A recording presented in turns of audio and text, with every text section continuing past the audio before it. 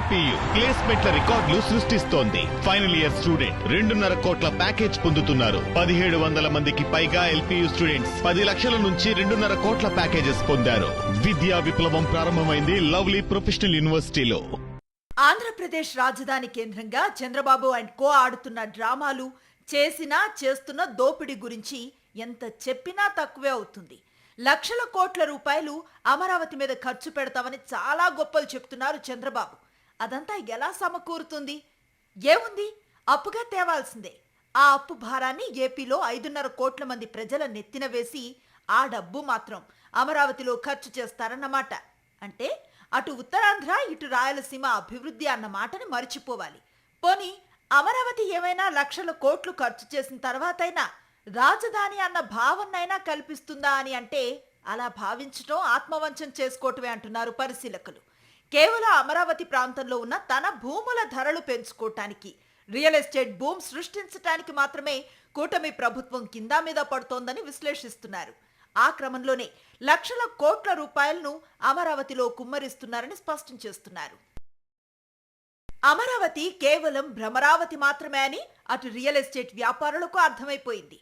అందుకే చంద్రబాబు ఎన్ని సర్కస్ ఫీట్లు చేస్తున్నా, అరచేతిలో వైకుంఠం చూపిస్తున్నా రియల్ ఎస్టేట్ వ్యాపారులు పట్టించుకోవటం లేదు. అదే సమయంలో చంద్రబాబు మాత్రం తనదైన శైలిలో చివరి దాకా నమ్మించి తడిగుడ్డతో గొంతులు కోసే వ్యవహార శైలిని కొనసాగిస్తున్నారు. మిగులు భూములను అమ్మేసి ఆ డబ్బుతో రాజధాని కట్టేస్తారట. రాజధాని కట్టడమే కాదు, రాజధానిలో సంపద సృష్టించి ఆ సంపదతో సంక్షేమ పథకాలు అమలు చేస్తారట. ఇలా అమరావతికి భూములు ఇచ్చిన రైతులనే కాదు, 5.5 కోట్ల మంది ప్రజలను ఇంకా మోసం చేయడానికి విఫల ప్రయత్నాలు చేస్తూనే ఉన్నారు చంద్రబాబు. ఇలాంటి స్థితిలో కూడా అమరావతిని స్కామ్లకు కేరఫ్ అడ్రస్ గా మార్చేశారు. ప్రతి పనిలో అందిన కాడికి దోచుకోవటమే లక్ష్యం అన్నట్లుగా పచ్చమూక చెలరేగిపోతున్నారు.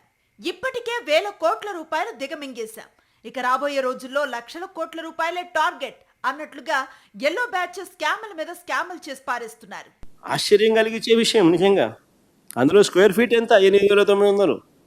ఆయన కడతా ఉన్న ఐకానిక్ బిల్డింగులు, ఆ 53,57,000 ఎస్ఎఫ్టీ, 4,660 కోట్ల రూపాయలు.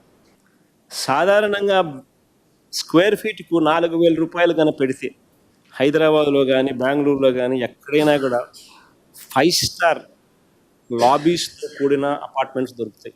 మామూలుగా కన్స్ట్రక్షన్ కాస్ట్ 3,000, మామూలుగా బ్రహ్మాండమైన అపార్ట్మెంట్లు లేదు. 5 స్టార్ అపార్ట్మెంట్లు కావాలా, ఇటాలియన్ మార్బుల్ కాడ నుంచి అటువంటి అపార్ట్మెంట్లు కావాలని అనుకుంటే కూడా కన్స్ట్రక్షన్ కాస్ట్ 4,000 పెడితే హైదరాబాద్లో కానీ బెంగళూరులో కానీ బ్రహ్మాండంగా దొరుకుతాయి ఎక్కడైనా.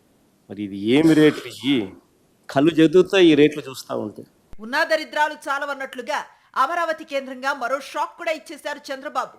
ప్రపంచ స్థాయి రాజధాని కడతానని మభ్యపెట్టి 2015లోనే వేలాది ఎకరాలు భూములు తీసుకొని రైతుల నెత్తిన టోపీ పెట్టారు.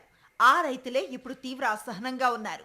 చంద్రబాబు తమను మోసం చేశాడని, అసలు అమరావతికి రాజధాని అయ్యే లక్షణం ఒక్కటి లేదని, బంగారం లాంటి పంటలు పండే భూములను కోల్పోయామని బాధపడుతున్నారు.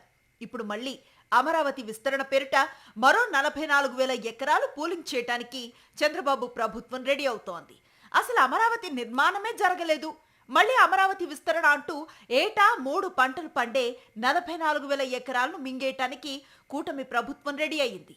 భూ సమీకరణ నుంచి మొదలు పెడితే అడుగడుగునా ఒక కుంభకోణమే అన్నట్లుగా అమరావతి వ్యవహారం తయారయ్యింది. అమరావతి నిర్మాణం రాష్ట్రానికి గుదిబండగా మారిన సంగతి తెలుగు ప్రజలకే కాదు, దేశ ప్రజలందరికీ కూడా అర్థమైపోయింది. అయినా సరే అమరావతి పేరుతో ప్రజలను మభ్యపెడుతూ స్కాముల మీద స్కాములతో ప్రజాధనాన్ని దోచేస్తున్నారు. అది చాలదన్నట్లుగా మరో 44,000 ఎకరాల మీద చంద్రబాబు అండ్ కో కన్ను పడింది. అంటే భూ సమీకరణ నుంచి మళ్ళీ కొత్తగా కుంభకోణాల మేళా మొదలుపెట్టి అమరావతి స్కాములకు అమ్మ వంటిది అన్న నినాదాన్ని మరింత బిగ్గరగా ప్రపంచమంతా వినిపిస్తారన్నమాట.